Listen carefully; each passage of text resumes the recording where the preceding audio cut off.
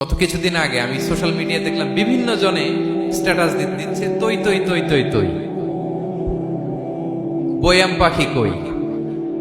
তো আমি ভাবছি হয়তো কোনো বিখ্যাত কবির কবিতা শেয়ার দিচ্ছে। আমি পরে সার্চ দিয়ে দেখি সর্বনাশ, একটা ইন্টারভিউ দেখলাম একজন, এটা নাকি কোন একটা ওয়েব সিরিজ বা মুভি এই জাতীয় কিছু একটা।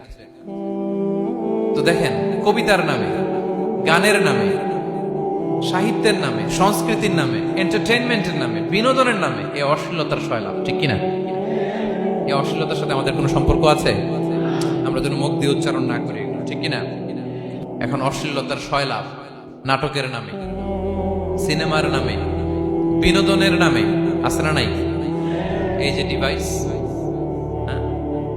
সয়লাভ, আপনি ঢুকবেন আর বেরোতে পারবেন না, এমন ভাবে আপনাকে এঙ্গেজ করে রাখবে। এগুলোর সাথে মুমিনের কোনো সম্পর্ক আছে না। মুমিন যেটাই করবে ওটা হালাল পন্থায় করবে, ঠিক কিনা?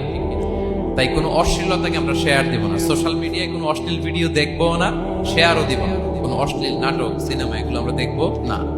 দিনকে দিন এটা এমন ভাবে গ্রাস করতেছে, আমাদের সমাজটাকে শেষ করে ফেলতেছে এক এক নামে।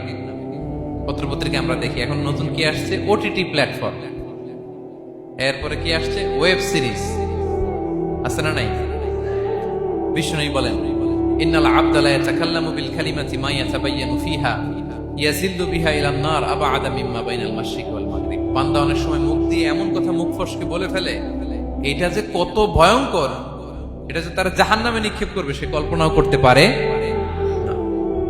আপনার একটা কথা থেকে আপনি জাহান্নামের অধিবাসী হতে পারেন। এই জন্য সোশ্যাল মিডিয়া ব্যবহারের ক্ষেত্রে আমরা সাবধান। যে কোনো ধরনের গুজব, মিথ্যা কথা, ফক্স নিউজ, অশ্লীলতা, স্ক্যান্ডাল, এগুলোর সাথে আমাদের কোনো সম্পর্ক নাই। আমরা সবসময় যেন শালীনতার মধ্যে থাকি, সত্যের পক্ষে থাকি। কথা বুঝতে পেরেছেন?